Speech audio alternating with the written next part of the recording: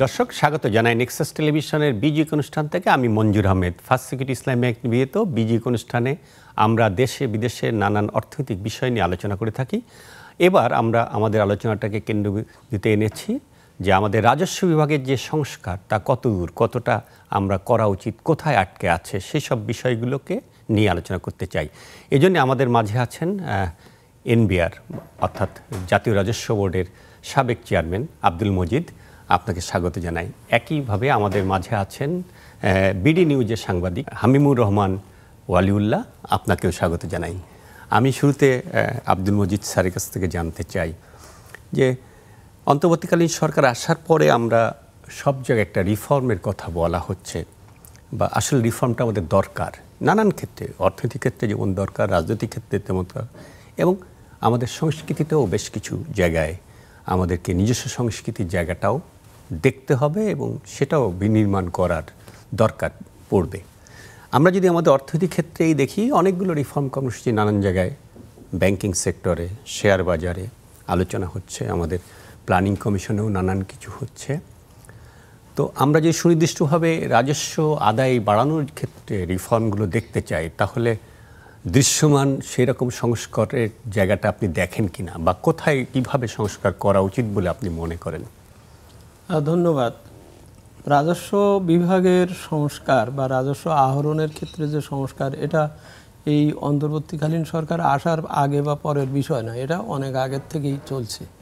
এটা আমাদের বহুদিনের, এই অর্থে বিশেষ করে আমি মনে করি 90-এর দশক থেকেই, যখন আমাদের অর্থনীতি হঠাৎ করে বড় হয়েছে এবং যখন আমরা ট্রেডিং নির্ভর অর্থনীতি থেকে ম্যানুফ্যাকচারিং অর্থনীতিতে চলে গেলাম, যখন আমরা আমাদের দেশের নিজস্ব উদ্যোক্তারা বিশেষ করে গার্মেন্টস এবং অন্যান্য ক্ষেত্রে তারা একটা ভালো ধরনের একটা ইতিবাচক একটা পদক্ষেপের দিকে আসলেন, তখন থেকেই কিন্তু, এবং বিশেষ করে 90-এর দশকে গর্বাচেভ সাহেবের পেরেস্তরিকার অবমৃত্যুর কারণে যখন ওই ডোনার শ্রেণী রীতিমতো একমুখী হয়ে গেল, আগে যেটা কমিউনিস্ট বিশ্ব থেকেও পাওয়া যেত, ওই পাওয়া যেত একটা ছিল, সেটা যখন কমে গেল, তখন বাংলাদেশ না শুধু উন্নয়নশীল দেশগুলোতে এই চেতনা বিশেষ করে আসলো যে এখন আমাদের নিজেদের রাজস্বর উপরে আমাদের নির্ভরশীল হতে হবে, কারণ বাইরের সহজ সত্ত্বের বিদেশি ঋণ বা বিনিয়োগ যাই বলি পাওয়া যাবে না।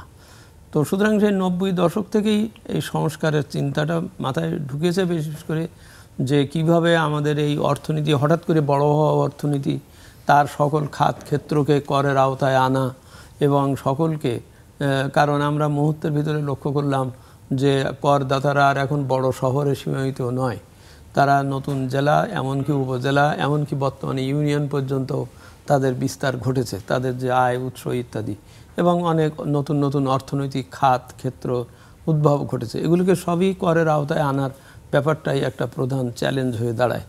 1991 সালে তৎকালীন সরকার, নতুন সরকার আমি মনে করি, তারা প্রথম একটা বড় সংস্কার আনলেন, সেটা হচ্ছে যে তারা নতুন ভ্যাট আইন প্রবর্তন করলেন, এবং এটা প্রথম দিকে বেশ কিছু বাধা থাকলেও শেষ পর্যন্ত দে কুড ম্যানেজ ইট। তো ওই রকম ধরনের বেশ কিছু সংস্কারের চিন্তাভাবনা ওই 90-এর প্রথম দশকেই এই নতুন গণতান্ত্রিক সরকার আসার পরে কিন্তু দেখা যায়, যেমন সিকিউরিটি এক্সচেঞ্জ কমিশনের প্রতিষ্ঠা, তারপরে চট্টগ্রাম স্টক এক্সচেঞ্জের প্রতিষ্ঠা, কারেন্সির যে কনভার্টিবিলিটি ইত্যাদি অনেকগুলো সংস্কার তখন নেওয়া হলো, এবং সেগুলোর সবগুলোর সাথেই রাজস্ব আহরণের বিষয়টা ওতপ্রোতভাবে জড়িত ছিল। এবং এইভাবে আস্তে আস্তে দেখা যাচ্ছে যে আমি যদি বলি যে 1990 সালের পরের থেকে বর্তমান পর্যন্ত প্রায় 35টি প্রকল্প জাতীয় রাজস্ব বোর্ড নিয়েছে, যেগুলোর হেডিং হচ্ছে কম্পিউটারাইজেশন, অনলাইজেশন, ডিজিটালাইজেশন, সব কিছু, মানে অর্থাৎ স্বয়ংক্রিয়তার উপরেই বেশি জোর দেওয়া হয়েছে। কিন্তু প্রকল্পগুলোর প্রত্যেকটাই ওই মাঝপথে শেষ হয়ে গিয়েছে এবং এটার ধারাবাহিকতা রক্ষা হয়নি। আমার সময়ও আমি কিছুদিন কয়েকটা প্রকল্পের আগে এবং কয়েকটা প্রকল্পের শেষে এগুলো এটাকে শেষ পর্যন্ত করা যায়নি, এখনও সেটা ঝুলেই আছে। অর্থাৎ আমি বলতে চাচ্ছি সংস্কারের প্রথম কাজটি হবে অনলাইনীকরণ, এটা ভ্যাটের ক্ষেত্রেও আয়করের ক্ষেত্রেও, কাস্টমসের তো বটেই, সেইটা বারবার চেষ্টা করেও সেই কাঙ্ক্ষিত পর্যায়ে শেষ করা যায়নি বা যাওয়ার পথে আছে। সুতরাং আমি মনে করি প্রথম যে বিষয়টা সেটা হচ্ছে এই যে চলমান অনলাইনিংকরণের যে প্রক্রিয়া প্রসেস, এর সাথে যেসব কর্মকাণ্ড সেগুলোকে যথাযথভাবে যথাদ্রুত অর্থবহভাবে শেষ করতে হবে। এরকম না যে দুদিন পর আবার আমি আরেকজনের দিলাম কাজটা, আচ্ছা মেশিন নেওয়া যাচ্ছে না, আচ্ছা ঠিক আছে আরেকজনের অর্ডার দিলাম, এরকম না। এটা হচ্ছে যে ডিসিশন নিতে হবে সেটা, এখানেই ওই প্রশ্নটাই আসে যে উপরের থেকে একটা কঠোর প্রতিশ্রুতি প্রয়োজন হবে। কারণ এখানে খেয়াল রাখতে হবে যে রাষ্ট্র আর সরকার, রাষ্ট্র কিন্তু জাতীয় রাজস্ব বোর্ড বা রাজস্ব আহরণ প্রক্রিয়া এটা রাষ্ট্রের দায়িত্ব, এটা সরকারের না। কারণ সরকার নিজেও একজন করদাতা, তারও ফাইল আছে এনবিআরে, হ্যাঁ, এবং নিয়মের ভিতরে। তা সুতরাং এই দায়িত্বটা, এই সংস্কারের দায়িত্বটা এটা রাষ্ট্রের থেকে আসতে হবে, উপরের থেকে, এবং সেখানে খুব কঠোরভাবে এগোতে হবে। এইটার ব্যাপারে প্রতিশ্রুতির অভাব বা দিক নির্দেশনার অভাব, বা সবচেয়ে বড় কথা হচ্ছে যে জাতীয় সংসদ যারা এই প্রতি বছর অর্থ আইন পাশ করেন, অর্থ বিল পাশ করেন, তাদের থেকেও এই জিনিসগুলো খুব স্পষ্ট ক্লিয়ারভাবে আসা দরকার। তা না হলে এই সংস্কার হচ্ছে না। তা মনে করা হচ্ছে বা প্রত্যাশাই এই অন্তর্বর্তীকালীন সরকারের সময়ে এটা একটি নিরপেক্ষ একটা অবস্থান থেকে এই চাপগুলো বা এই প্রতিশ্রুতিগুলো, কার্যকরণগুলো আনার প্রয়োজন সহজতর হবে বা হচ্ছে, সেই সুযোগটা নিতে হবে। আমরা আপনার কাছে ফিরবো। আমি একটু হামিমুর রহমান ওয়ালিউল্লাহর কাছ থেকে শুনে আসতে চাই। আমি ভুলভাবে আপনার নামটা বোধহয় বলে ফেলেছি, হামিমুর রহমান ওয়ালিউল্লাহ। আপনি যদি বলেন যে স্যার কতগুলো জায়গা বলেছে, এই যে অন্তর্বর্তীকালীন সরকার আসছেন এবং ডক্টর সালেউদ্দিন আহমেদ অর্থ মন্ত্রণালয়ের দায়িত্বে আছেন, উনি কি কি স্টেপস নিতে বলেছেন এনবিআরের ভিতরে, বা আপনি দৃশ্যমান কি স্টেপসগুলো দেখেন? এনবিআর চেয়ারম্যান বদল হয়েছে, কিন্তু আর কোথাও কোনো বদল বা অ্যাটিটিউডের বদল হয়েছে কিনা? রিফর্মের প্রথম শর্ত যে সবাই কি সেদিকে মনোযোগী হয়েছে কিনা, সেটা কি আপনি দেখেন কিনা? অসংখ্য ধন্যবাদ। আমি আসলে শুরু করতে চাই আপনার প্রশ্ন ধরে এবং স্যারের কথাটাও কিছু আনবো। প্রথম কথা হলো যে আমরা তো আসলে ডিজিটালাইজেশনের দিকে যাচ্ছিলাম, এটা মানে একটা প্রক্রিয়া। সবসময় IMF বলি, ওয়ার্ল্ড ব্যাংক বলি, বা যে কেউই যখন আলোচনা করে তখন সবসময় বলা হয় হলো যে জাতীয় রাজস্ব বোর্ডের একটা সংস্কার দরকার, ডোমেস্টিক রেভিনিউ মোবিলাইজেশন আমরা আসলে কীভাবে বাড়াতে পারি সেই দিকটাকে আসলে নজর দেওয়া দরকার। কিন্তু প্রথমেই একটা জিনিস আসলে হতে পারতো অন্তর্বর্তী সরকারের সময়, আমরা আসলে বিভিন্ন সংস্কার কমিশন করেছি, কিন্তু দিন শেষে তো আসলে আমার রাজস্ব না বাড়ালে অনেক কিছুই আসলে আমরা করতে পারবো না। সো এইটার আসলে কোনো কমিশন সাবেক যারা আছেন বা অন্য যারা আছেন তাদেরকে মিলে আসলে কমিশন করা যেত কিনা, বা আরও আসলে ফোকাস করা যেত কিনা, সেই প্রশ্ন আসলে থেকে যায়। বাট আলাদা আমরা যদি বলি যে সালাউদ্দিন স্যারের কথা যেটা আসলো, অবশ্যই এটা আসলে এনবিআরের জন্য এটা অনেক বড় পাওয়াই হবে যে তিনি অনেক কথা শোনার চেষ্টা করেন, বা উনি এসেই আমরা প্রথম থেকে যেটা দেখতে পেলাম যে তিনি বলছেন যে কাস্টমসের যে সংকটগুলো হয় ব্যবসায়ীদের এন্ড থেকে বলা হচ্ছে ইম্পোর্ট করার ক্ষেত্রে বা এক্সপোর্ট করার ক্ষেত্রে, মাল খালাস করার ক্ষেত্রে, এগুলো তিনি বলছেন যে এগুলো যত দ্রুত পারা যায় এগুলো যেন করা হয়। এবং এনবিআর চেয়ারম্যানের মধ্যেও কিন্তু এই বদলটা আমরা দেখছি। আগের চেয়ারম্যানকে নিয়ে মানে এটা আসলে ব্যক্তি নিয়ে না, মানে তার একটা সবাই যেটা বলতেন যে তিনি আসলে কথা শোনেন না, শোনেন না এটা আসলে ব্যবসায়ীরা খুব ভালো বলতে পারবেন, কিন্তু তাদের একটা অভিযোগ ছিল। কিন্তু এই চেয়ারম্যানের এই বদলটা দেখা যাচ্ছে যে তিনি আসলে কথা শুনছেন। এইটা তার জায়গা থেকে একটা মানসিক পরিবর্তন আমরা বলতে পারি, অ্যাটিটিউডের পরিবর্তন। কিন্তু সংকটটি হচ্ছে আমরা এসে যখন সব কিছুই ডিজিটালাইজেশনের কথা বলছি, আমরা আসলে সেটাকে অ্যাডপ্ট করার মতো আমরা সিমলেস ব্যবস্থাকে পুরো এনবিআরের মধ্যে করতে পারছি কিনা। যেমন চেয়ারম্যান সাহেব এসেই যেটা করলেন যে আমাদের অ্যাসেসমেন্ট, তারপর অডিট, এগুলো আসলে যেন ম্যানুয়ালি না হয়, সব কিছুই যেন ডিজিটালি হয়, সেই নির্দেশনা কিন্তু আমরা সাম্প্রতিক সময়ে দেখেছি। কিন্তু আসলে এনবিআর তো শুধু চেয়ারম্যান না, এনবিআর তো ইনকাম ট্যাক্সের ক্যাডাররা আছেন, আমাদের কাস্টমসের ক্যাডার আছেন, এখানে ARO থেকে শুরু করে আরও অনেক অফিসাররা আছেন। এই যে এতগুলো মানুষ, তারা আসলে এই জিনিসটা কিভাবে নিচ্ছেন যে আমি আসলে আমার কাজটা করতে পারবো না, আমি আসলে ম্যানুয়ালি কাজ করব না, সব কিছুই ডিজিটালি হবে, আমি আসলে অ্যাকসেপ্ট করছি না। আমি আপনার কাছে ফিরবো, বিশেষত ফিরবো। আমিও নোটিশটা দেখেছি, আমি ইচ্ছা প্রকাশ করেছিলাম যে এবার অন্তত আমি আমার ইনকাম ট্যাক্সের ফাইলটা অনলাইনে সাবমিট করব, কিন্তু এনবিআর বলেছে যেটা TDS আগে কাটা হয়েছে, অ্যাডভান্স ইনকাম ট্যাক্স যেটা কাটা হয়েছে, সেটি নাকি অ্যাডজাস্টমেন্ট করার সমস্যা হবে। সো তাহলে অগ্রগতি কোথায় হলো সেটা নিয়ে ফিরবো, তবে তার আগে একটা বিরতি যেতে চাই। দর্শক সঙ্গে থাকুন, ফিরছি কিছুক্ষণ পর।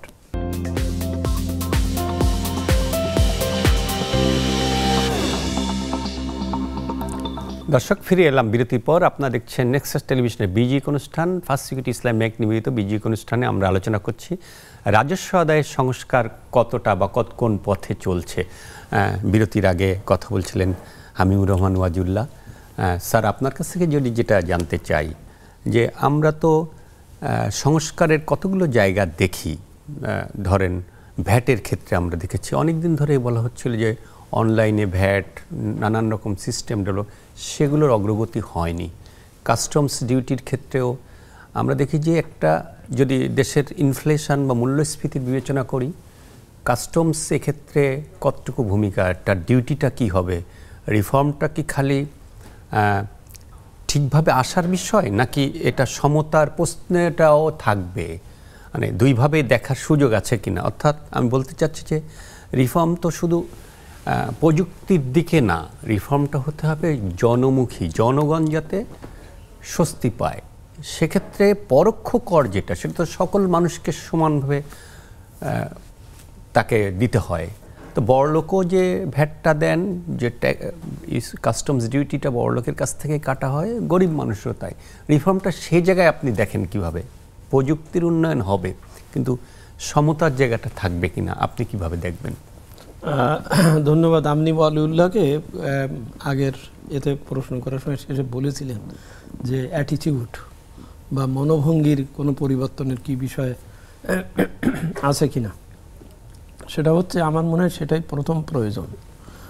আমি অনলাইন করলাম, কিন্তু সেখানে যে ডাটা এন্ট্রিটা দেব, আপনার অনলাইনের ওইটাকে যে আমি সাদরে গ্রহণ করব, এখানে যদি আমার নিজের মনের ভিতরে যদি একটা সংস্কার না আসে, তাহলে এটা কিন্তু ওই যে লাউ সেই কদুতেই থেকে যায়। এখানেও ব্যাপারটা সেটাই। আমরা অনলাইন বলতে শুধুমাত্র বারবার বলছি এনবিআরের অনলাইন হতে হবে, এনবিআরের ইত্যাদি। আসলে না, কিন্তু এখানে আরও একটা পার্টি আছে যিনি ডাটাটা দেবেন, যিনি ইনপুট দেবেন, অর্থাৎ সেই ব্যবসায়ী বা করদাতা, তারাও তো অনলাইন হতে হবে। তারও তো একটা নিজস্ব জিনিসপত্র ঠিক থাকতে হবে, তার প্রশিক্ষণ, তার মেশিনারিজ, তার বিষয় টিষয়। এখানে কিন্তু দুই পক্ষের বিষয়। এক পক্ষ অনলাইন হলে হবে না, দুই পক্ষেরই হতে হবে। এখন এই পক্ষের প্রস্তুতি নিয়ে আমি বারবার প্রশ্ন তুলছি বা বলছি করা হচ্ছে কিনা। আমার একই সাথে ওই পক্ষেরও, অর্থাৎ ব্যবসায়ীদের, এমনকি এফবিসিসিআই বা তাদের নেতৃত্বে সেখানে একটা অনলাইনিং হওয়ার ব্যাপারটার দিকে নজর দিতে হবে, এক। আর দুই হচ্ছে ওই মনোভঙ্গি, দৃষ্টিভঙ্গি। হ্যাঁ, যিনি ডাটা ইনপুট করবেন তিনিও যদি সততার সাথে তার যত তথ্য যদি না ইনপুট করেন, তাহলে তো আর এটা আসবে না। এখন এই করার ব্যাপারে তার যদি ওই মনোভঙ্গি থাকে যে আমি এখানে একটু ফাঁকি দেব, আমি কিছু দেব না, কিছু করবো না, সেটাও যেমন তার মনোভঙ্গির, তার দৃষ্টিভঙ্গি, তার দায়িত্ববোধের যেমন একটা উদ্বোধন প্রয়োজন হবে, ঠিক একইভাবে এনবিআরেরও আমি যে তথ্য দিচ্ছেন, যে এই ডাটা ইনপুট করা হচ্ছে, আমি সেটাকে কিভাবে নিচ্ছি। আমি যদি সেই পূর্বের মতন ওই সন্দেহের বা এর ভিত্তিতে দেখি, যেমন বলা হয়, আপনি ভ্যাটের ব্যাপারে যেটা বলছেন, যে সকলেই ভ্যাট দিচ্ছে, কিন্তু সেই ভ্যাটের টাকা মেশিনের মাধ্যমে সরকারের কাছে যাচ্ছে না। এই জন্যই ওই যে মেশিনটা, ডিভাইস মেশিনটা দেওয়া হয়েছে। এখন ওই মেশিনটা যার কাছে আছে তাকে দিতে পারলাম কিনা সকলে, এটাও একটা তো পয়েন্ট। আর একটা হচ্ছে মেশিন ওনার আছে, উনি ডাটাটা এন্ট্রি করলেন না।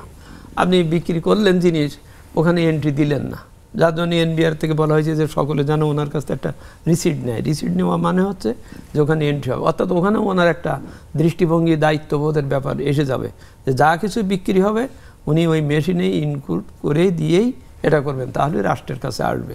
আর ঠিক একইভাবে এনবিআরে যিনি ডাটা ইনপুট করবেন, এটার অ্যানালাইসিস করবেন, প্রশ্ন তৈরি করবেন পরবর্তীকালের, সেখানেও তাকেও ওইটাও হতে হবে যে তার ওই আগের অ্যাটিটিউড থেকে, আগের যে একটা সংশয়, সন্দেহ বা একটা ওই যে অডিটের কথা তুললেন, এই ব্যাপারগুলোর থেকে তাকেও বেরিয়ে আসতে হবে।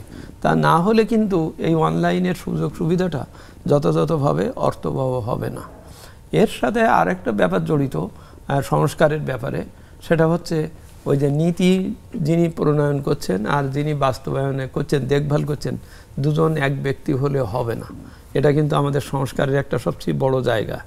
আমাদের দেশে যদি আমি পুলিশ বাহিনীকে বলি যে কেউ গণ্ডগোল করছে, কখন গুলি করতে হবে এই নীতিটা তুমি বানিয়ে আনো, তো ও তো ওর মতন বানিয়ে আনবে যে ঠিক আছে, আমার মানবিক দেখার কি দরকার আছে, আমি গুলি করে দিলাম ইত্যাদি লিখে আনবে সে সেইভাবে। কিন্তু যদি ওই আইনটা যদি আরেকজন মানে আইন কমিশন বা কেউ যদি ওই আইনটা তৈরি করতো, সে তো দুই দিকে লক্ষ্য রেখে এই আইনটা প্রণয়ন করতো। আমাদের বাংলাদেশের যেটা দেখা যাচ্ছে যে আমাদের যে ভ্যাট আইন বলি, কাস্টমস আইন বলি, আয়কর আইন বলি, এগুলো সবই এই আইনটাই তৈরি করছে স্বয়ং ওই এনবিআরই। তো সে তো তার আইনের ভিতরে তার নিজস্ব অভিজ্ঞতার আলোকে সে সেইভাবে প্রভিশনগুলো ইনপুট দিচ্ছে, যেমন স্বেচ্ছা ক্ষমতার ব্যাপারগুলো, তারপর জরিমানা বেশি করার ব্যাপারগুলোতে যত যা আটকি দেওয়ার ব্যাপার থাকতে পারে। কিন্তু এর তো আবার আরেকটা দিক আছে, আমার ব্যবসা বান্ধব হতে হবে, আমাকে ওকে যেন হয়রানি না হয় সেই ব্যাপারটাও দেখতে হবে।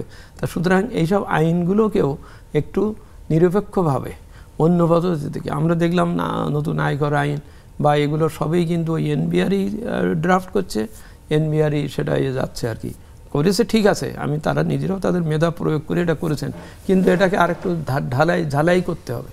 আমি দেখলাম যে তারা একটা এটা সংস্কারের জন্য আবার আরেকটা পদক্ষেপ নিয়েছে। আর নীতির ব্যাপারটা ওই জন্যই বলছি, নীতি আর পলিসি আর আলাদা হওয়া দরকার এই জন্যই যে যেমন ধরেন এই শুল্ক কত নির্ধারণ হবে, কি হবে, এটার দায়িত্ব কিন্তু ট্যারিফ কমিশনের।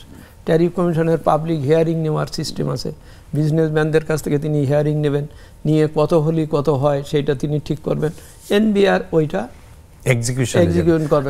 আমরা ফিরবো বিষয়ত আপনার কাছে ফিরবো। আমি যে প্রশ্নটি করেছিলাম সেটার উত্তর ঠিকভাবে পাইনি, অন্য গুরুত্বপূর্ণ জায়গায় আপনি আলোচনা করেছেন যে নীতিটা বা রিফর্মটা তো আসলে জনগণের জন্য হবে। এখন জিনিসপত্রের যে দাম সেইটা আমি দেখি যে একটা বড় ভ্যাট, একটা বড় ডিউটি আছে আমদানি শুল্ক, সেটার প্রেক্ষিতে হয়। একটা হলো ডলারের দাম, আরেকটা হলো আমার ট্যাক্স, ডিউটিস এবং ভ্যাটের কারণে হয়। সে জায়গায় কোনো রিফর্ম করার দরকার নেই, সে প্রশ্নতে আসবো। তবে তার আগে ওয়ালিউল্লাহর কাছ থেকে শুনতে চাই, আমি যে প্রশ্নটি করে গেছিলাম, এবারও আমি অনলাইনে ট্যাক্সটা দিতে পারবো না যেহেতু এআইটি অ্যাডজাস্টমেন্ট হবে না। আপনি বলেন তাহলে এনবিআর এতদিনে কি করলো? বা আমরা বলে দিতে পারি যে ফ্যাসিস্ট সরকারকে 15 বছর ক্ষমতায় রাখা হয়েছে, তার ফল এটা বলে দিতে পারি। কিন্তু অ্যাজ এ প্রতিষ্ঠান এনবিআর তার দায়িত্ব পালন করেছে কিনা, এখানে তো নিশ্চয়ই ফ্যাসিজম কাজ করেনি। আপনি কিভাবে বলবেন, বা কেন পারছি না বা পারবো কিভাবে, সেটা বলেন। না, আমিও আপনার সাথে একমত যে আসলে প্রত্যেকটা বিষয় খালি আমরা পূর্বের উপরে তো চাপিয়ে দিয়ে কোনো সমাধান না, আমাদের আসলে সমাধানের জায়গাটা কথা বলতে হবে। বিষয়টা হচ্ছে আমরা ওই যে আমি প্রথমেই বলার চেষ্টা করেছিলাম যে আমরা আসলে ডিজিটালাইজেশন শুনতে ভালো লাগে, অনলাইন শুনতে ভালো লাগে, আমরা এগুলো নিয়ে বলছি, কিন্তু আমরা আসলে সকল কিছুর জন্য অ্যাডপ্ট করার মতো আমরা সক্ষমতা অর্জন করেছি কিনা। স্যার খুবই সুন্দর একটা কথা বললেন যে এনবিআর হয়তো অনলাইন হয়ে গেল, কিন্তু যিনি আসলে অনলাইন করবেন, যিনি করদাতা বা যিনি কোম্পানি, তিনি আসলে অনলাইন করেছেন কিনা, তিনি আসলে ডাটা ম্যানিপুলেট করে ইনপুট দিচ্ছেন কিনা, এই সংকটটি রয়ে গেছে। আপনি যেটা বললেন যে এআইটি আসলে অ্যাডজাস্টমেন্ট হয় না, আমি একদম মানে এটা একটা সুন্দর একটা বিষয় হলো যে আমাদের কিছুদিন আগে অনলাইনের জন্য একটা সার্ভিস সেন্টার চালু করেছে এনবিআর, খুব সম্ভবত গত সপ্তাহে। ওই সময় এনবিআর চেয়ারম্যান, নতুন যিনি চেয়ারম্যান আছেন, উনি বলছেন যে উনি যখন রেজিস্ট্রেশন করতে গেছে অনলাইনে, উনি আসলে করতে পারেননি কারণ তার বায়োমেট্রিকে ফেল করছেন। মানে এনবিআর চেয়ারম্যান ইটসেলফ যদি তিনি অনলাইনে দিতে যেয়ে যদি সংকটে পড়েন, তাহলে স্বাভাবিকভাবেই অন্য আর অনেকেই কিন্তু সমস্যায় পড়বেন। তারপর থেকে একটা জিনিস হচ্ছে, আমাদের গণমাধ্যমে বলা হচ্ছে যে বায়োমেট্রিক যদি কারো নিজের নামে না করা থাকে তাহলে তিনি যেন করে নেন। তো এই যে একটা তথ্য, এই তথ্য তো সাধারণভাবে সকল মানুষকে জানে না। আমার দেশে এখন হয়তো 40 লাখের উপর রিটার্ন দিচ্ছে, সবাইকে এই তথ্যগুলো জানে না কিন্তু। তো বিষয়টা হচ্ছে যে আমাদের অনলাইন করার ক্ষেত্রে আমাদের আসলে যে ধরনের তথ্যগুলো একজন করদাতা জানা দরকার ছিল, যে জিনিসটা সহজলভ্য করা দরকার ছিল, আজকে এআইটি অ্যাডজাস্টমেন্ট না হলে আমি অবশ্যই অনলাইনে দিতে চাবো না, তাহলে এই জিনিসটা সহজলভ্য করা হয় নাই। তো তার সিমলেস সুবিধা পাওয়ার জন্য যে জিনিসগুলো অ্যাড্রেস করা দরকার ছিল, সেই জিনিসগুলো যদি অ্যাড্রেস না করা হয়, তাহলে অবশ্যই তার কাছে তার যিনি করের দায়িত্বে থাকবেন ডিসিটি, তার কাছে যেতে হবে, হয়তো একজন আইনজীবীর কাছে যেতে হবে, দেখা যাবে এখানে হয়তো তার কিছু টাকা যাবে, তারপরে এটার জন্য হয়তো 2-3 জায়গা যাওয়ার কারণে তার হ্যারাসমেন্ট মনে করবে, সে একসময় মনে করবে যে না আমি আসলে দিতেই চাই না। ফলে যেটা হয় যে আমরা আসলে কর দিচ্ছি না বা কর অ্যাভয়েড করার যে সংস্কৃতি, এটা হওয়ার অন্যতম কারণ হচ্ছে আমার কাছে তথ্য নাই, এবং আমরা যে আইনগুলো দেখি এই আইনগুলো এত পরিমাণ বিদঘুটে, সাধারণ মানুষ আসলে বোঝে না বোঝার কারণে দেখা যায় কি তার অন্য কারো কাছে যেতে হচ্ছে। যখনই অন্য কারো কাছে যেতে হচ্ছে সে বেশিরভাগ সময় দেখা যাচ্ছে কি যে সেই জিনিসটা অ্যাভয়েড করে যাওয়ার চেষ্টা করছে। বিশেষ করে বায়োমেট্রিক্সটা কিভাবে দিতে হবে, একজন করদাতা হিসেবে তার কাজটা কি হবে, কি করতে হবে সেটা শুনবো, প্লাস শুনবো হচ্ছে আমরা যে অর্থ বছরকে বিদায় জানিয়েছি গত জুন এন্ডে যেটা শেষ হয়েছে তার আয়ের হিসাবটা কি এনবিআরের, এবং কোন খাতে থেকে কত আসছে, অর্থাৎ শুল্ক কত, তার ভ্যাট কত, ইনকাম ট্যাক্স কত, সেটা একটু শুনবো আপনার কাছ থেকে, তারপরে স্যারের কাছে যাব। তবে তার আগে একটা বিরতি যেতে চাই। দর্শক সঙ্গে থাকুন, ফিরে আসছি কিছুক্ষণ পর।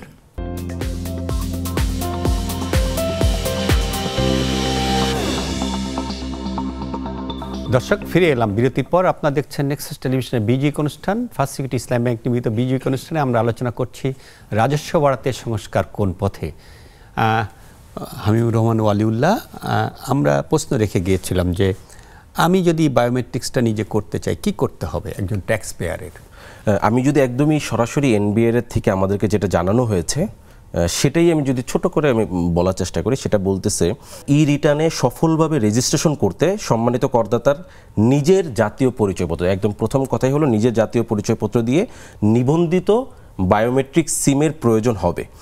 করদাতার ব্যবহৃত মোবাইল নাম্বারটি নিজের জাতীয় পরিচয়পত্র দিয়ে বায়োমেট্রিক রেজিস্টার্ড কিনা তা যাচাই করার জন্য 16001 এই নাম্বারে দিয়ে আগে তাকে আসলে দেখতে হবে যে আমার নাম্বারটা আমার নামে আসলে রেজিস্ট্রেশন করা আছে কিনা। যদি না থাকে তাহলে এনবিআর চেয়ারম্যান সেদিকে একটা কথা বলছিল যে সিম কেনা খুবই সহজ, আপনি অ্যাটলিস্ট একটা সিম কেনেন। মানে বিষয়টা হচ্ছে যে আমরা অনলাইন করতে যেও কিছু কিছু আসলে সমস্যার মধ্যে পড়ছি, হয়তো আস্তে আস্তে এগুলো সমাধান হবে। আমার কাছে সবসময় মনে হয় যে অনলাইনে এখনো জিনিসটা কিন্তু পরিষ্কার হলো না। মানে আমি বুঝতে চাচ্ছি যে ট্যাক্স পেয়ারের দিক থেকে যদি বলি আমার সিমটা আমার এখানে আছে, আমার নামে রেজিস্ট্রি করা, তাহলে আসলে কি করতে হবে এই ব্যাপারে এনবিআরকে আসলে পরিষ্কার করে ব্যাখ্যা করে বুঝাতে হবে সে কাজটা এনবিআর করছে কিনা। অর্থাৎ যেই এবার ট্যাক্স দিতে যাবে তাকে এনবিআর বলবে কিনা যে আপনি এভাবে না এসে এইভাবে আসতে পারেন, বা এখন থেকেই একটা ডেস্ক ওপেন করা, আপনি এইভাবে আসেন। এই এনবিআর থেকে একজন ট্যাক্স পেয়ারকে ডেকে নিয়ে তাকে ব্রিফ করা, এলাকা এলাকা ভিত্তিতে ব্রিফ করা যে কিভাবে আপনি আপনার নামে বায়োমেট্রিক্সটা করে নেবেন, করে দেওয়া, সেই কাজটা করছে কিনা আমরা সে আলোচনায় যাব আবার। কিন্তু তার আগে আমি আরেকটু জিনিস জানতে চাই যে আমরা এই যে অর্থ বছর যেটা শেষ হয়ে গেল, অর্থাৎ আমরা যে 24শে জুন পর্যন্ত এন্ড করে দিলাম, সেই অর্থ বছরে আমরা যদি দেখি তাহলে এনবিআর এবারও তার মানে টার্গেটেড যে কর সেটা আদায় করতে ব্যর্থ হয়েছে। কতটা ব্যর্থ হলো এবং কোথায় সবচেয়ে বেশি আয় করেছে যদি একটা ধারণা দিতে পারেন? আমি যদি বলি আমাদের প্রথমত 23-24 অর্থ বছরের বাজেটে যে লক্ষ্যমাত্রা ছিল সেটা ছিল 4,30,000 কোটি টাকার। তো পরবর্তী সময়ে নর্মালি আসলে এত বড় লক্ষ্যমাত্রা অর্জন করা যাবে না এটা চিন্তা করে তখন পরে এটা রিভাইজ করে 4,10,000 কোটি টাকা এটা রিভাইজ লক্ষ্যমাত্রা ছিল। আর এনবিআর তার তথ্য মতে কেন বলছে আমি একটু পরে এটা ক্লিয়ার করছি যে তার তথ্য মতে এটা হলো 3,82,000 কোটি টাকা, মানে প্রায় 27,500 কোটি টাকার মতো তারা আসলে রেভিনিউ থেকে অনেক পিছানো ছিল। এবং সবচেয়ে বেশি যদি অর্জন করে থাকে তাহলে সেটা বলবো যে আমাদের যেহেতু প্রাইস বেড়েছে, ইনফ্লেশনের একটা কারণ ছিল, সো ভ্যাটেই আসলে সবচেয়ে বেশি 1.5 লাখ কোটি টাকার উপরে। আর বাকি হলো ইনকাম ট্যাক্স এবং কাস্টমস থেকে কেমন হয়েছে? কাস্টমস থেকে 1 লাখ সামথিং এরকমই হয় আসলে। ভ্যাটেই সাধারণত এখন বেশি, ইনকাম ট্যাক্স তুলনামূলক এখন বাড়ছে। এটা একটা ভালো দিক যে আমাদের নানান কারণে সার্ভিসের মানে আমাদের তো এখন করা হয়েছে প্রায় 43টা সার্ভিসের জন্য আমাদের বাধ্যতামূলক রিটার্ন জমা দিতে হয়। তো এটার জন্য কিছু কিছু মানুষ নেটের আওতায় চলে আসছে, বা আমাদের কর্পোরেট ট্যাক্সগুলোকেও একটু স্ট্রেন্ডিং করা হচ্ছে। বিভিন্ন জায়গায় আমাদের কর্পোরেট ট্যাক্স রিস্ট্রাকচারিং করার কারণে কিছু ট্যাক্স বাড়ছে, সো ইনকাম ট্যাক্সের পাল্লাটা একটু বাড়ছে, কিন্তু এখনও আমাদের আসলে ভ্যাটটাই আসলে সবচেয়ে বেশি। এটি হলো একটা। আর বায়োমেট্রিক্সটা ওইটা আমি একটু এখানে ক্লিয়ার করে দিই। বায়োমেট্রিকের বিষয় হলো এখনও এলাকা ভেদে এই কাজটা এনবিআর করে নাই, কিন্তু এনবিআর নতুন একটা কাজ করেছে, সেটা হলো অনলাইন সার্ভিস সেন্টার টাইপের। অনলাইন সার্ভিস সেন্টারটা হলো যে আমি যখন অনলাইনে রেজিস্ট্রেশন করতে যাব, আমার প্রথমে হলো রেজিস্ট্রেশন করতে গেলে, ওদের ওয়েবসাইটে রেজিস্ট্রেশন করতে গেলে আমি যে নাম্বার দিয়ে রেজিস্টার করতে যাব সেই নাম্বারটা প্রথমে শর্ত হচ্ছে বায়োমেট্রিক কি না আমার নামে, সেটা আমার চেক করতে হবে। তো চেকের সিস্টেমটাকে ওইটা তারা নাম্বারটা গণমাধ্যমের মাধ্যমে জানানোর চেষ্টা করছে। দ্বিতীয় কথা হলো, আমি রেজিস্টার করার পরে আয়কর রিটার্নটা জমা দেওয়ার আগ পর্যন্ত কোথাও যদি অনলাইনে কোনো সমস্যা হয়, আমি আসলে কল সেন্টারে ফোন দিতে পারবো। কল সেন্টারে একটা টিম আছে, যদিও এখনও পর্যন্ত আমি বলবো খুবই ছোট টিম, এই জন্য কারণ আমাদের আসলে জুলাই, অগাস্ট, সেপ্টেম্বর এই টাইমগুলো কিন্তু রিটার্ন কম দেওয়া পড়ে। নর্মালি নভেম্বর যখন আমাদের রিটার্ন জমা দেওয়ার শেষ মাস থাকে, যদিও পরে আবার অনেক সময় বাড়ানো হয়, সেই মাসটাতেই আসলে সবচেয়ে বেশি চাপ পড়ে। তখন আসলে কিভাবে ট্যাকেল দেবে সেটা একটা প্রশ্ন। কাজী মজিদ স্যারের কাছে জানতে চাই, যে প্রশ্নটি আপনাকে করেছিলাম, যে হিসাবটাও আমরা পেলাম যে এখনো পর্যন্ত ভ্যাট এবং আমদানি শুল্ক যে দুটির উপরই সবচেয়ে বেশি আয় হচ্ছে এবং এ দুটি আমাদের মূল্যস্ফীতিকে উস্কে দেয়, এটা আমরা দেখি। বিশেষত যেহেতু ডলারের মূল্যটা বেড়েছে, সেহেতু এনবিআরের শুল্ক আদায়টাও বাড়ে। যেহেতু ইম্পোর্টটা হয় ডলারে, শুল্ক আদায়টাও টাকায় বাড়ে। এটাই আসলে ভরসা বলে আমরা দেখি এনবিআরের যে টার্গেটটা। কিন্তু এই টার্গেট ফিক্স আপ করার ক্ষেত্রে এনবিআরের কোনো এখতিয়ার থাকে না, এরকম আমরা শুনেছি। অর্থাৎ এনবিআর নিজে তার টার্গেট ফিক্স করে না, তার সক্ষমতাকে অর্থ মন্ত্রণালয়কে চাপিয়ে দেওয়া হয়। এটা একটা দিক। এটাকে আপনি কীভাবে দেখেন? আরেকটা হলো যে সমতার জায়গা কি আসে, জনগণের যে সমতার কথা আমরা বলি, বৈষম্য কমানোর জায়গার যে কথাটা বলি, সেটা কি আসে এই ধরনের ইনডিরেক্ট ট্যাক্স বৃদ্ধির মাধ্যমে? আপনি কিভাবে দেখেন? প্রথমে আছে এনবিআরের টার্গেটের বিষয়টি আর কি।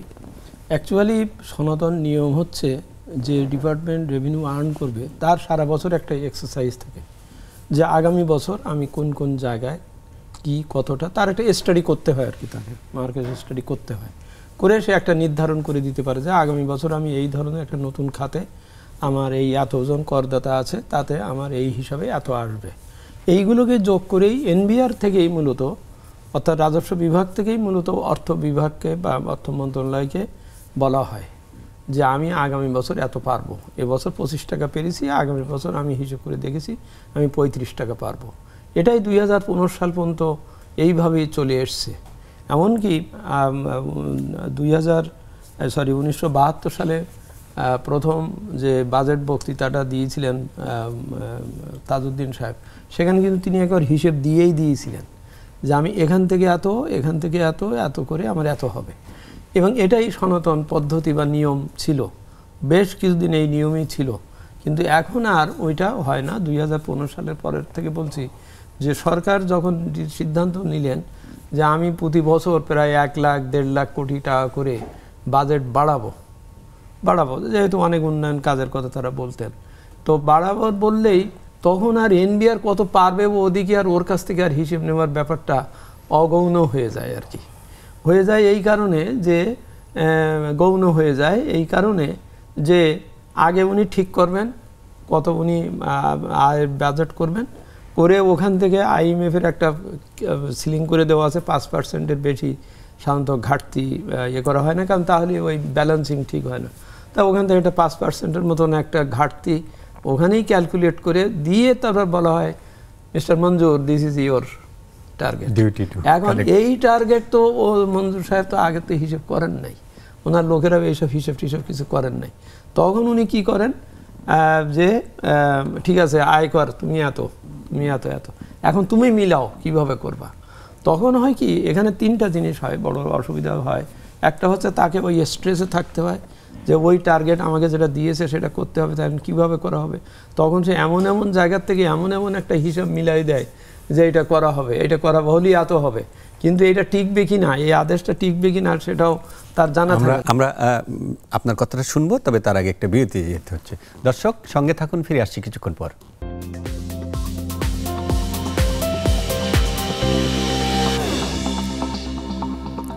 দর্শক ফিরে এলাম বিরতির পর। আপনারা দেখছেন নেক্সাস টেলিভিশনের বিজি অনুষ্ঠান ফার্স্ট সিকিউরিটি ইসলামিক নিবেদিত বিজি অনুষ্ঠানে আমরা আলোচনা করছি রাজস্ব বাড়াতে সংস্কার কোন পথে। বিরতির আগে আপনার সঙ্গে কথা বলছিলাম, একটি প্রশ্ন রেখেও গিয়েছিলাম। আসলে ওই প্রশ্নটিরই উত্তর বারবার খোঁজার চেষ্টা করছি। এখন আসলে দুইটা প্রশ্ন এসে হাজির হয়েছে। একটা হলো যে বৈষম্য কমাতে রাজস্ব আদায়ের কোন পথ বা রাজস্ব আদায়ের সেই রিফর্মের দিকে আমরা যাচ্ছি কিনা, অর্থাৎ ভ্যাট আমদানি শুল্ক নির্ভরতা কমানোর কোনো জায়গা আপনি দেখেন কিনা। বৈষম্য কমাতে এটি খুব প্রয়োজন। এই আলোচনাটা শেষ করলে আরেকটা প্রশ্ন করব, আপনি যদি। আচ্ছা, ঠিক আছে, এটাতেই বলি। আমরা শুধু বৈষম্য মাত্র ওই কাস্টমস ডিউটি বা ভ্যাটের হার কমানো বা এর দ্বারা যে খুব নিরসন হবে তা না। এটা হচ্ছে এখানে এইটুকুই যে ক্রেতাকে বা অন্যকে তাদেরকে একটা রিলিফ দেওয়া উচিত, এটা দায়িত্ব, এটা মৌলিক অধিকারও তাদেরও। এখন আমি এখানে বসে বসে 15% একটা পার্টিকুলার এর উপরে আমি করলাম, ডিউটি প্রত্যাহার করলাম, কিন্তু গ্রাসরুট লেভেলে যেয়ে তার কিন্তু প্রভাবটা পড়লো না। এখানেই ওই আরেকটা পক্ষের ভূমিকার ব্যাপার আছে, এখানেই লক্ষ্য করার ব্যাপার আছে, আর্থ প্রশাসনিক জবাবদিহিতার ব্যাপার আছে, সুশাসনের ব্যাপার আছে। সেটা হচ্ছে যে প্রায় দেখা যাচ্ছে যে আমদানি শুল্ক কমালাম কিংবা ভ্যাটের হার কমিয়ে দিলাম, কিন্তু সেটা গ্রাসরুট লেভেলে যাচ্ছে না। এখানেই অপরপক্ষ অর্থাৎ ব্যবসায়ীদেরও তাদের ভূমিকার পালনটা এখানে উপেক্ষা করে রাখলে হবে না, দৃষ্টির বাইরে রাখলে হবে না। তাদেরও এখানে ভূমিকা আছে যে কেন এই 15% ভ্যাট যে কমানো হলো সেইটার প্রভাব কেন যে ওই জিনিসপত্রের দামের উপরে পড়লো না। আমরা লক্ষ্য করছি গত কয়েকদিন যাবত দেখা যাচ্ছে যে এতই কিছু যা কিছু করি, ডিমের ওখান থেকে 200 কোটি টাকা তারা কিন্তু এটা লাভ করে নিয়েছেন। অর্থাৎ আরেকটা পক্ষ কিন্তু তারা দায়িত্ব পালন করছেন না, দায়িত্বশীল হচ্ছে না, সিন্ডিকেট থামছে না। সিন্ডিকেট না থামাতে পারলে আমি বলি রেভিনিউ আমি নেব তো অর্থনীতির থেকে, সেই অর্থনীতি যদি সুস্থ না হয়, সে যদি সুশাসিত না হয়, সে যদি দায়িত্বশীল না হয়, তাহলে তো আমি এখান থেকে যতই ভর্তুকি দেই বা যা কিছু বলি ওইটা কিন্তু কার্যকর হয় না। তো সুতরাং এখানে শুধুমাত্র এনবিআরের একক দায়িত্ব না, এটা পুরো অর্থনীতির, পুরো প্রশাসনের, পুরো বিষয়ের। আমি একবার খুব সংক্ষেপে এইটুকু বলি যে রাজশাহীতে 12 টাকার আলু, সেই আলু কেন কাউরান বাজারে 50 টাকা হবে? তাহলে আমার একটা স্টাডি করা উচিত যে ওই 12 টাকার পরে কোন কোন জায়গায় কেন কিভাবে এই দামটা এসে 50-এ দাঁড়ালো, এবং সেখানে যদি আমি নীতিমতো টাইট না দেই বা না দিতে পারি, অর্থাৎ চাঁদাবাজি বা যা যা আছে যে সিস্টেমের আছে, আমার নীতি সহায়তারও যদি কেউ বিরূপ ব্যাখ্যা করে যদি করে ফেলে, সেটাও দেখার ব্যাপারটা আছে। এটা কিন্তু একটা সামগ্রিক দায়িত্ব। এনবিআর নিজে নিজে ভ্যাটের হার কমিয়ে দিলেই জনবান্ধব হয়ে গেল বা দ্রব্যমূল্য নিয়ন্ত্রণে আসলো তা না। দ্রব্যমূল্য নিয়ন্ত্রণের অর্থনীতি আরেক রকমের, তার রাজনীতি আলাদা, সেটা সিন্ডিকেটের বিষয়টা আলাদা। তা সুতরাং সেই দিকটা দেখার ব্যাপার। আমি আপনার কাছে ফিরবো, আগে একটু ওয়ালিউল্লাহর কাছ থেকে শুনে আসতে চাই, বিষয় তো শুনতে চাই যে মাঝখানে আইএমএফ বলেছিল সব একই ভ্যাট রেট চালু করার ক্ষেত্রে ইউনিফাইড ভ্যাট, সেটা কি এখনো আছে আলোচনায়, নাকি আমাদের আগে যে পদ্ধতিতে আমরা চলছিলাম সেরকমই হচ্ছে? কি করছে?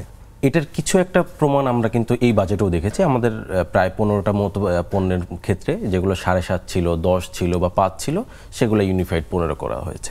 তো এনবিআর এর পক্ষ থেকে কিন্তু আমরা এই মুভটা আমরা দেখতে পাচ্ছি।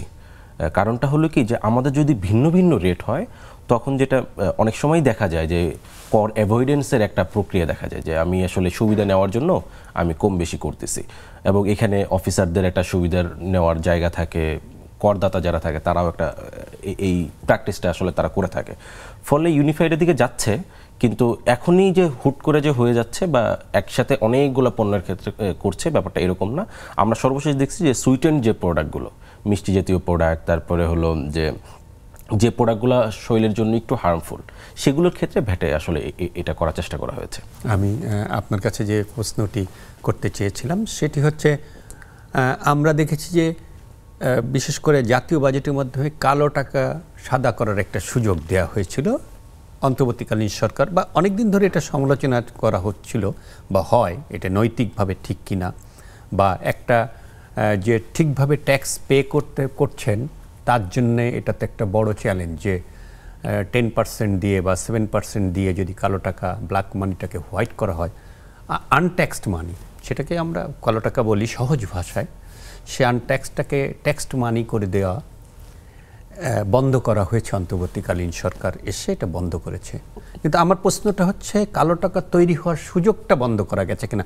অর্থাৎ আমি যদি একটা জমি ক্রয় করি, জমি বিক্রি করি, মৌজা ভ্যালুতে আমাকে ট্যাক্সটা পে করতে হয় গভর্নমেন্টকে, একইভাবে ফ্ল্যাটের ক্ষেত্রে। তো এখানে তো একটা ব্ল্যাক মানি তৈরি হয়, সেই উৎসটা কি বন্ধ করা গেল? না হলে তো এটা খামাখা হবে। আপনি কিভাবে বলেন? না, এটা তো বটেই। আমার অন্তর্বর্তীকালীন সরকার কালো টাকা সাদা টাকা কালো টাকা করার যে বিষয়টা, সেটা ওরা তফসিলের 3 নম্বর অনুচ্ছেদটাই শুধু চেঞ্জ করেছেন, বলেছেন যে ব্যাংকের টাকা ইত্যাদি ইত্যাদি। কিন্তু আসল জায়গাগুলোতে কিন্তু বলা হয়নি, যেটা অনেক দিন ধরে চলে আসছে। বিশেষ করে গৃহ নির্মাণ বা ওই যে রিহাবের যে বিষয়গুলো, সেখানে কিন্তু বহুদিন যাবৎ প্রভিশন করেই কিন্তু দেওয়া আছে যে আপনি এটা দেবেন, আপনার আর কোনো প্রশ্ন করা হবে না বা ইত্যাদি। পরে ওইটাকে আরেকটু পরিশীলিত করতে যে ওই যে ফুট বর্গফুট অনুযায়ী একটা এটা বাড়ানো হয়েছে, আপনি যে মৌজা রেট বললেন আর কি। কিন্তু এটা দিয়েও কিন্তু ওটা হচ্ছে না। এখানে মেন আপনার ওই প্রশ্ন বিষয়ের সাথে আমি একমত, সেটা হচ্ছে আগে কালো টাকার উৎস বন্ধ করতে হবে। একটা হচ্ছে তো খুব পরিষ্কার যে আমি 25 টাকায় দলিল দিলাম, কিন্তু আমার আসলে এখানে কেনা হয়েছে 75 টাকা। এটা তো খুব স্পষ্ট বোঝা যাচ্ছে। এটাই কিন্তু ডেফিনেশনে আছে অপ্রদর্শিত পত্র, মানে আমি প্রদর্শন করতে পারিনি, করা হয়নি। তো এটা খুব সরল বিশ্বাসে সহজভাবে প্রদর্শনের সুযোগ দিলেই বা সেটা হলেই সেটা ঠিক হয়ে যায়। কিন্তু ওই কথা বলে ওই যে প্রদর্শন করেননি, ওইটার সাথে অপ্রদর্শনের সাথে প্রকৃত কালো টাকা যেটার মানে কি বলে অর্জন স্পষ্ট না, এবং যেটা উনি দেখাতে পারবেন না বা বলতে পারবেন না, এবং যে টাকা উনি বিদেশে পাচারও করেছেন, সেইটার ব্যাপারে খুব স্ট্রং পজিশন। আমি এখন এই মুহূর্তে যদি বলি যে ওইটা বন্ধ করব, কালকেই বন্ধ হবে না। ও বন্ধর কাজ আলাদা চলবে। সেটা চলবে এই যে আপনি দেশে কোনো অনবর্জিত অর্থ ব্যবহার করার সুযোগ আপনি দেবেন না, রাখবেন না, যেটা কনস্টিটিউশনে পরিষ্কার আছে 20(2) ধারায়, যে রাষ্ট্র এটা নিশ্চিত করবে যে কেউ যেন তার অনুপার্জিত অর্থ ব্যবহার না করতে পারে। অর্থাৎ আমি আপনার ওই টাকা ব্যবহার করতে দেব না মানে কি, আপনাকে এমন একটা জেল জরিমানা করে আমি ওটাকে উদ্ধার করব যে যাতে আপনি ওইটা না করতে পারেন। এইটা যদি আমি বন্ধ করি, আমি যদি উপরের ওই নদী প্রবাহের উপরের ঝর্ণার ওখান থেকে যদি ওইটাকে না বন্ধ করি, মোহনায় এসে আমি বন্ধ করলে আর আমরা আলোচনার সুযোগ পাবো না। আপনাদের দুজনকে বিশেষ করে ওয়ালিউল্লাহ প্রথমবারের মতো আসায় ধন্যবাদ জানাই, স্যারকেও ধন্যবাদ জানাই আমাদের এই অনুষ্ঠানে স্টুডিওতে এসে সময় দেওয়ার জন্য। দর্শক, যেমনটি বলছিলেন আমাদের আলোচকেরা যে আমাদের অর্থনীতিতে অগ্রগতি হয়েছে অনেকটা। আমরা যদি ধরি তাহলে 15 বছর আগে অর্থনীতির যে বাজেটের চেহারা ছিল তা এই 89,000 কোটি টাকার মতো, সেটা 7,78,000 কোটি টাকার বাজেট হয়েছিল লাস্টবার। অর্থাৎ আমরা যদি দেখি তাহলে অর্থনীতিতে একটা বড় উল্লম্ফন হয়েছে, কিন্তু সেইভাবে আমাদের সরকারের রাজস্ব আয় বাড়েনি। রাজস্ব আয় বাড়েনি বলেই ব্যাংক নির্ভরতা বা ঋণ করে উন্নয়নের দিকেও সরকার ধাবিত হয়েছে। রাজস্ব আয় বাড়ানোর জন্য অনেক রিফর্মের কথা বলা হয়েছে বিভিন্ন সময়, অটোমেশন, নানান কিছু হয়েছে, কিন্তু খুব অগ্রগতি হয়নি। আমরা যদি দেখি যে কর নীতির মধ্যেই এক ধরনের বৈষম্য তৈরি করার জায়গাটি রয়ে গেছে, যেটা আমরা আলোচনায় করলাম যে প্রত্যক্ষ করকে বেশি গুরুত্ব দেওয়া হয়নি, বা প্রত্যক্ষ কর আসলে মানুষ কতজন ট্যাক্স পেয়ার আছে, 40 লক্ষ রিটার্ন সাবমিশন করা হয় এরকম বলা হয়, 80 লাখ মতো বোধহয় 1 কোটির মতো টিন নাম্বার আছে, কিন্তু এর মধ্যে একটা বড় অংশই সরকারি কর্মকর্তারা, তারা জাস্ট একটা রিটার্ন সাবমিট করে। তো এই রকম একটি কর ব্যবস্থা দিয়ে দেশের উন্নয়ন বা অর্থনৈতিক উন্নয়ন খুব বেশি দূর আগানো যায় না। অন্তর্বর্তীকালীন সরকার দায়িত্ব নেওয়ার পরেও সর্বক্ষেত্রেই যে সংস্কারের কথা বলা হচ্ছে বা সেইভাবে উদ্যোগও নেওয়া হয়েছে, কিছু বাস্তবায়নের চেষ্টাও চলছে। আমরা চাই যে সেই রিফর্মগুলো যেন রাজস্ব আদায়ের ক্ষেত্রে ভালোভাবে আসে, কারণ রাজস্বই হচ্ছে অর্থনীতি উন্নয়নের পূর্ব শর্ত। আমাদের অনুষ্ঠানটি প্রতি রোববার রাত 9টা থেকে 10টা পর্যন্ত অনুষ্ঠিত হয়। পরের দিন সোমবার বেলা 12টা থেকে 1টা পর্যন্ত পুনর্বার দেখানো হয়। সেই পর্যন্ত সবাই ভালো থাকুন, সুস্থ থাকুন, শুভরাত্রি।